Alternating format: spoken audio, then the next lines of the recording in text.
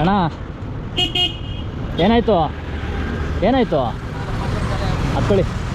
ಹತ್ಕೊಳ್ಳಿ ಟೋ ಮಾಡ್ತೀನಿ.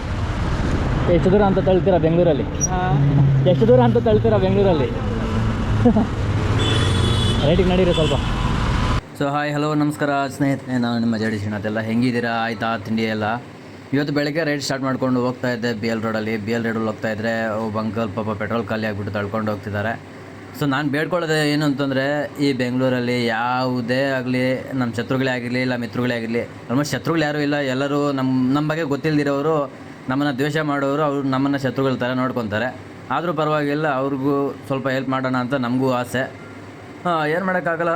ಸ್ವಲ್ಪ ಜನ ಹಂಗಿರ್ತಾರೆ, ಸ್ವಲ್ಪ ಜನ ಹಿಂಗಿರ್ತಾರೆ. ನಮಗೆ ಒಳ್ಳೇದಾಗಲಿ ಅಂತ ಬೇಡ್ಕೊಳ್ಳೋರು ಸ್ವಲ್ಪ ಜನ, ಮತ್ತು ನಮಗೆ ಕೆಟ್ಟದಾಗಲಿ ಅಂತ ಬೇಡ್ಕೊಳ್ಳೋರು ಸ್ವಲ್ಪ ಜನ.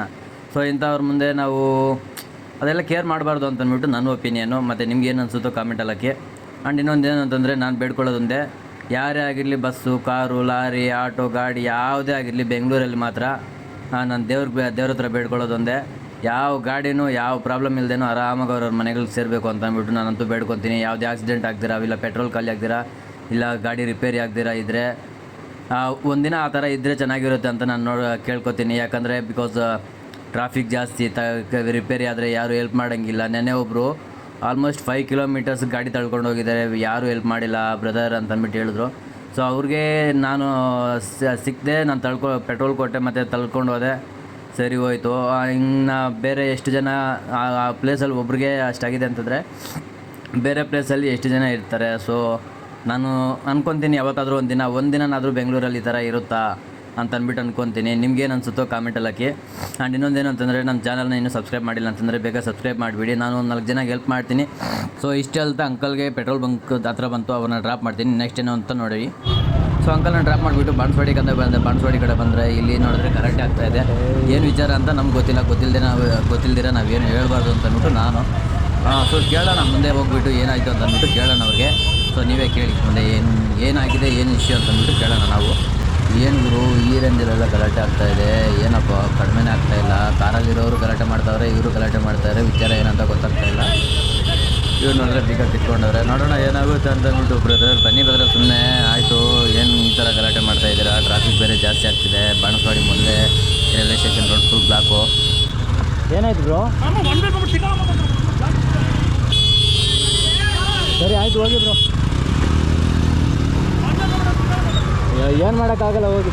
ಬಾಣಸ್ವಾಡಿ ಕಡೆ ರೈಡ್ ಮುಗಿಸ್ಬಿಟ್ಟು ಬಿ ಎಲ್ ಕಡೆ ಬಂದರೆ ನಮ್ಮ ಅನ್ವೇಷಣೆ ಯೂಟ್ಯೂಬ್ ಚಾನಲ್ ಅವರು ಇಲ್ಲಿ ಕಾಣಿಸ್ಕೊಂಡ್ರು. ಸೊ ಅವ್ರನ್ನ ಮಾತಾಡ್ತಾ ಇದ್ದೀವಿ. ನೀವು ಇಲ್ಲಿ ಬ್ರೋ ಉಲ್ಟಾಗೈತೆ? ಇಲ್ಲ ಬ್ರೋ, ಅದು ಹೆಂಗಿದ್ರು ನಮಗೆ ವಿಡಿಯೋ ಮಾತ್ರ ಹಾಂ, ನನ್ನ ತಲೆ ಕೆಳಗಡೆ ಕಾಣಿಸ್ತಿದೆ. ಸೀರಿಯಸ್ಲಿ ಬ್ರೋ, ವಿಡಿಯೋದಲ್ಲಿ ಮಾತ್ರ ಹಿಂಗೆ ಬರ್ತಿದ್ರಿ ಫ್ರೇಮಲ್ಲಿ. ಹೌದಾ? ಹೌದು. ಯಾಕಂದ್ರೆ ಹೆಂಗೆ ಸೆಟ್ಟಿಂಗ್ ಗೊತ್ತಾಗ್ಬಾರ್ದು ಅಂತನಾ? ಇಲ್ಲ ಬ್ರೋ, ಜನಕ್ಕೆ ಗೊತ್ತಾಗ್ಬಾರ್ದು. ಇಲ್ಲ ಹಂಗೇನಿಲ್ಲ ಬ್ರೋ. ಹಾಯ್ ಗೈಸ್, ಇವತ್ತು ನಮ್ಮ ಅನ್ವೇಷಣೆ ಅವರು ಮೀಟಿಂಗು. ಹೆಸರು ಮಾಡ್ಕೊಬಿಟ್ರೆ ಶಂಕರ್ ಅಂದರೆ ಗೊತ್ತಿಲ್ಲ ಬ್ರೋ, ಇಲ್ಲಿ ನಮ್ಮ ಅನ್ವೇಷಣೆ ಮಾತ್ರನೇ ಗೊತ್ತಿರೋದು ಎಲ್ಲರಿಗೂ. ಯಾರಾದರೂ ಇನ್ನೂ ಸಬ್ಸ್ಕ್ರೈಬ್ ಮಾಡ್ಕೊಂಡಿದ್ರೆ ಹೋಗಿ ನಮ್ಮ ಅನ್ವೇಷಣೆ ಪೇಜ್ನ ಸಬ್ಸ್ಕ್ರೈಬ್ ಮಾಡ್ಕೊಳ್ಳಿ ಬ್ರೋ. ಹಾಂ, ಇಲ್ಲಿ ನೋಡಿ. ಅಲ್ಲ ಬ್ರೋ, ನಿಮ್ಮ ಚಾನಲಲ್ಲಿ ನಿಮ್ಮ ಹೆಸರೇ ನಾನು ಹೆಂಗೆ ಹೇಳೋಕ್ಕಾಗುತ್ತೆ? ನೋಡ್ತಾ ಇರೋದೇ ನಿಮ್ಮ ಚಾನಲಲ್ಲಿ. ಹಂಗೆ ಉಲ್ಟಾ. ಸೊ ಅವ್ರ ಚಾನಲ್ನು ಸಪೋರ್ಟ್ ಮಾಡಿ, ನಮ್ಮ ಚಾನಲ್ನು ಸಪೋರ್ಟ್ ಮಾಡಿ. ನನ್ನ ಚಾನಲ್ ಸಬ್ಸ್ಕ್ರೈಬ್ ಮಾಡ್ಕೊಳ್ಳಿ. ಸೊ ಪ್ರತಿ ಸಬ್ಸ್ಕ್ರೈಬರ್ಗೂ ನಮ್ಮ ಜಡೇಶ್ ಬ್ರೋ 10 ರೂಪಾಯಿ ಕೊಡ್ತಾರೆ. ಹಾಂ ಪಕ್ಕನಪ್ಪ, ಜೊತೆಗೆ ನಮ್ಮದು ಮಾಡಿ ಬ್ರೋ. ಸಬ್ಸ್ಕ್ರೈಬ್ ಮಾಡಿಕೊಂಡು ಸ್ಕ್ರೀನ್ಶಾಟ್ ಕಳಿಸಿ ಅವ್ರಿಗೆ. Okay bro. ಇಲ್ಲಿ ಅಣ್ಣ, ಬಾಯ್ ಬ್ರೋ. ಸೊ ಅವ್ರ ಹತ್ರ ಮಾತಾಡ್ಬಿಟ್ಟು ಮತ್ತೆ ರೈಡ್ ಪಿಕಪ್ ಮಾಡ್ಕೊಳ್ಳೋಕೆ ಹೋಗ್ತಾ ಇದ್ದೀನಿ. ಪಿಕಪ್ ಮಾಡ್ಕೊಂತ ನಂಗೆ ಮೆಜೆಸ್ಟಿಕಲ್ಲಿ ಕೆಲಸ ಇತ್ತು. ಸೊ ಆ ಕಡೆನೇ ರೈಡ್ ಬರುತ್ತೆ ಅಂತ ವೆಯ್ಟ್ ಮಾಡಿದೆ. ಸೊ ಲಾಸ್ಟ್ಗೆ ಮೆಜೆಸ್ಟಿಕ್ ರೈಡ್ ಬಂದಮೇಲೆ ಈಗ ನಮ್ಮ ಅನ್ವೇಷಣೆ ಯೂಟ್ಯೂಬ್ ಚಾನಲ್ ಅವ್ರ ಹತ್ರ ನಾನು ಸಜೆಷನ್ ತೊಗೊಂಡಿದ್ದೇನಂತಂದರೆ, ನಾನು ಮೈಕ್ ಯೂಸ್ ಮಾಡ್ತಾ ಇರಲಿಲ್ಲ, ನಾರ್ಮಲ್ ಕ್ಯಾಮ್ರಾ ಮಾತ್ರ ಯೂಸ್ ಮಾಡ್ತಾಯಿದ್ದೆ. ಸೊ ಮೈಕ್ ಯಾವ ತೊಗೊಂಡ್ರೆ ಬೆಟರ್ ಅಂತಂದ್ಬಿಟ್ಟು ನಾನು ಅವ್ರನ್ನೇ ಅಡ್ವೈಸ್ ಕೇಳಿದೆ. ಸೊ ಅವ್ರು ಹೇಳ್ಬಿಟ್ಟು ಲೊಕೇಶನ್ ಬೇರೆ ಕಳಿಸ್ಕೊಟ್ರು. ಸೊ ಲೊಕೇಶನ್ ಹತ್ರನೇ ಹೋಗ್ತಾ ಇದ್ದೀನಿ. ಇವಾಗ ಸಂಪಂಗಿ ರಾಮನಗರಗೆ ಆರ್ಡ್ರ್ ಬಂದಿದೆ. ಅಲ್ಲಿಂದ ಚಿಕ್ಕಪೇಟೆಗೆ ಹೋಗ್ಬಿಟ್ಟು ತಗೋಬೇಕು. ಚಿಕ್ಕಪೇಟೆಗೆ ರೀಚ್ ಆದ ಇಲ್ಲಿ ನೋಡಿದ್ರೆ ಒಂದು ಅಂಕಲ್ ಆಟೋ ತೊಳ್ಕೊಂಡು ಹೋಗ್ತಾಯಿದ್ರು. ಅವ್ರಿಗೆ ಹೆಲ್ಪ್ ಮಾಡಿಬಿಟ್ಟು ಮತ್ತೆ ಹೋಗೋಣ ಮೈಕ್ ತೊಗೊಳೋದಕ್ಕೆ ಅಂತ ಅಂದ್ಬಿಟ್ಟು ಅವ್ರು ಹೇಳಿದೆ. ಅಂಕಲ್ ಹತ್ಕೊಳ್ಳಿ ಅಂತಂದ್ಬಿಟ್ಟು ಹೇಳಿದೆ. ಅಷ್ಟರಲ್ಲಿ ಇನ್ನೊಬ್ಬ ಆಟೋ ಬ್ರದರ್ ಹೇಳ್ತಾಯಿದ್ರು ಅವ್ರಿಗೆ. ಸೊ ಏನಾದರೂ ಹೇಳ್ಕೊಳ್ಳಿ, ನಾವು ಹೆಲ್ಪ್ ಮಾಡೋಣ ಅಂತ ಅಂದ್ಬಿಟ್ಟು ನಾನು ಹೋದೆ. ನೆಕ್ಸ್ಟಲ್ಲಿ ಅವ್ರು ಬೇರೆ ಮುಂದೆ ಹೋಗ್ಬಿಟ್ರು. ಸರಿ ಆಯಿತು, ನಾವೇ ಹೆಲ್ಪ್ ಮಾಡೋಣ ಅಂತ ಅಂದ್ಬಿಟ್ಟು ಹೋದರೆ, ಈ ಅಂಕಲ್ ಒಬ್ಬರು ಅಡ್ಡ ಬರ್ತಾಯಿದ್ರು. ಅಯ್ಯೋ ಏನಪ್ಪ ಮಾಡೋದು, ಬೇಗ ಸೈಡ್ಗಾದ್ರು ಹೋಗಿ ಅಂಕಲ್ ಅಂತಂದ್ಬಿಟ್ಟು ಅವ್ರಿಗಂತೆ. ಅಣ್ಣ ಹತ್ಕೊಳ್ಳಿ, ಇಲ್ಲೇ ಹತ್ಕೊಳ್ಳಿ, ಪರವಾಗಿಲ್ಲ. ಹತ್ಕೊಳ್ಳಿ ಅಣ್ಣ. ಏನಾಗಿದೆ? ಅಲ್ಲ ಗ್ಯಾರೇಜ್ ಎಲ್ಲಿದೆ ನಡಿ ತಳ್ತೀನಿ. ಬೇಡ ಬೇಡ ಅಂದ್ರು ಬ್ರೋ, ನಾವೇನು ಮಾಡೋಕ್ಕಾಗುತ್ತೆ. ಅದಾದಮೇಲೆ ಹೋಗ್ಬಿಟ್ಟು ಮೈಕ್ ತಗೊಂಡು ಸರಿ ಮನೆ ಕಡೆ ಹೋಗೋಣ ಅಂತ ಅಂದ್ಬಿಟ್ಟು ಹೋಗ್ತಾ ಇದೆ. ಮನೆ ಕಡೆ ಹೋದರೆ ಯಾವುದೂ ರೈಡ್ಗಳು ಬಂದಿಲ್ಲ. ಸೊ ರೈಡ್ಗಳು ಬಂದಿಲ್ಲ, ಇನ್ನು ನಾವಿಲ್ಲೇ ವೆಯ್ಟ್ ಮಾಡೋದು ಯಾಕೆ ಅಂತ ಅಂದ್ಬಿಟ್ಟು ರಾತ್ರಿ ಬೇರೆ ಆಯಿತು. ಇನ್ನು ಆಗಲೆಲ್ಲ ರೈಡ್ ಮಾಡಿದ್ದೀವಿ. ಮೈ ಕೈ ನೋವು, ಸೊಂಟ ನೋವು ಸ್ಟಾರ್ಟ್ ಆಗಿಬಿಡ್ತು. ಇನ್ನು ಶೋಲ್ಡರ್ ಪೇನ್ ಎಲ್ಲ ಜಾಸ್ತಿ ಆಗಿಬಿಡ್ತು. ಸೊ ಆದಷ್ಟು ಬೇಗ ಮನೆಗೆ ಹೋಗಿಬಿಟ್ಟು ನಾನು ನಿದ್ದೆ ಮಾಡಿಬಿಟ್ಟು ನಾಳೆನಾದರೂ ಮಾಡೋಣ ಅಂತ ಅಂದ್ಬಿಟ್ಟು ಇವತ್ತೆಲ್ಲ ಹಂಗೆ ಹಿಂಗೆ ಒಂದು 800 ರೂಪಾಯಿ 900 ರೂಪಾಯಿ ಮಾಡಿರ್ತೀನಿ. ಬಿಕಾಸ್ ನನಗೆ ಅಲ್ಲಿ ಇಲ್ಲಿ ಸ್ವಲ್ಪ ಕೆಲಸ ಜಾಸ್ತಿ ಇತ್ತು. ಸೊ ಹೆಲ್ಪಿಂಗ್ ಮಾಡೋದ್ರಲ್ಲಿ ಒಂದು 1 ಅವರ್ 2 ಅವರ್ ಹಂಗೆ ಹಿಂಗೆ ಟೈಮ್ ವೇಸ್ಟ್ ಆಗ್ತಾಯಿತ್ತು. ಸೊ ಪರವಾಗಿಲ್ಲ, ನಾವು ಅರ್ನಿಂಗ್ ಅಂತ ನಮಗೆ ಜನನೇ ಮುಖ್ಯ, ಜನರ ಪ್ರೀತಿನೇ ಮುಖ್ಯ. ಏನು ಮಾಡೋಣ, ನಾವು ಇರೋದೇ ಅವ್ರಿಗಾಗಿ ಅಲ್ವಾ. ಸೊ ಜನಸೇವೆಗಿಂತ ನಮಗೆ ದುಡ್ಡು ಇಂಪಾರ್ಟೆಂಟ್ ಅಲ್ಲ ಅಂತ ಅಂದ್ಬಿಟ್ಟು ಅನಿಸ್ತು. ಸೊ ಹಂಗೆ ಮಾಡ್ಕೊತ ಹೋಗ್ತಾಯಿದ್ರೆ ಇಲ್ಲಿ ಒಂದು ಬ್ರದರ್ಸು ತಳ್ಕೊಂಡು ಹೋಗ್ತಾಯಿದ್ರು ಕಸ ಗಾಡಿನ. ಕಸ ಗಾಡಿ ಅನ್ನೋದಕ್ಕಿಂತ ಅವ್ರ ಬದುಕಿನ ಗಾಡಿ. ಮೋಸ್ಟ್ಲಿ ಅವ್ರು ಕಷ್ಟಪಟ್ಟು ಇದರಲ್ಲಿ ಇಷ್ಟು ಹಾರ್ಡ್ ವರ್ಕ್ ಮಾಡ್ತಾಯಿರ್ತಾರೆ. ಪಾಪ ಇಷ್ಟೊತ್ತಾಗಿದೆ, 8 ಗಂಟೆ ಆಗಿದೆ, 8 ಗಂಟೆಯಲ್ಲಿ ತಳ್ಕೊಂಡು ಹೋಗ್ತಾಯಿದ್ದಾರೆ. ಪಾಪ ಎಷ್ಟು ಕಷ್ಟ ಡೈಲಿ ಪಡ್ತಾರೆ ಅಂತ ಅಂದ್ಬಿಟ್ಟು ನಮಗೆ ಗೊತ್ತಿಲ್ಲ. ಬಿಕಾಸ್ ನಾವು ಕೆಲಸ ಮಾಡ್ತಿಲ್ಲ. ಸೊ ಯಾವುದೇ ಆಗಲಿ ಕೆಲಸ ಯಾವುದೇ ಆಗಿರಲಿ ಅವ್ರ ಕಷ್ಟ ಅವ್ರು ಪಡ್ತಾಯಿದ್ದಾರೆ. ಸೊ ಅದಕ್ಕೆ ನಾವು ಗೌರವ ಕೊಡಬೇಕು.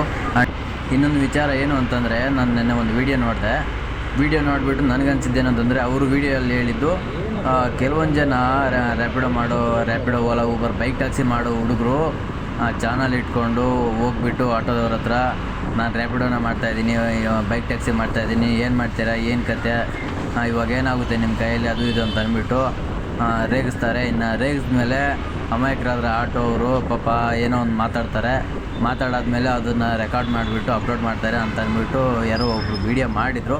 ಸೊ ಎಲ್ಲರಿಗೂ ಅದು ಅನ್ನೋದು ತಪ್ಪು. ಯಾಕಂದರೆ ಯಾರು ಹೋಗ್ಬಿಟ್ಟು ಎಲ್ಲ ಅವ್ರ ಪಾಡಿಗೆ ಅವ್ರು ಕಷ್ಟಪಡಬೇಕಪ್ಪ, ನಮ್ಮ ಮನೇನ ನೋಡ್ಕೋಬೇಕು ಅಂತ ಅಂದ್ಬಿಟ್ಟು ಅಂದ್ಕೊತಾರೆ. ಯಾರೇ ಆಗಲಿ ಬಂದುಬಿಟ್ಟು ನಿಮ್ಮ ಹತ್ರ ಜಗಳ ಮಾಡ್ಕೋಬೇಕು, ಮತ್ತು ನಿಮ್ಮ ಕೈಯಲ್ಲಿ ನಿಮ್ಮ ಬಾಯಲ್ಲಿ ಅಮ್ಮ ಅಕ್ಕ ಅಂತ ಅಂದ್ಬಿಟ್ಟು ಮನೆಯವ್ರ ಸುದ್ದಿ ಎಲ್ಲ ನಾವು ಕೆಟ್ಟದಾಗ ಮಾತಾಡ್ಕೋಬೇಕು ಅಂತ ಅಂದ್ಬಿಟ್ಟು ಯಾರು ಅಂದ್ಕೊಳ್ಳಲ್ಲ. ಸೊ ನೀವು ಥಿಂಕ್ ಮಾಡಿರೋದು ತಪ್ಪು.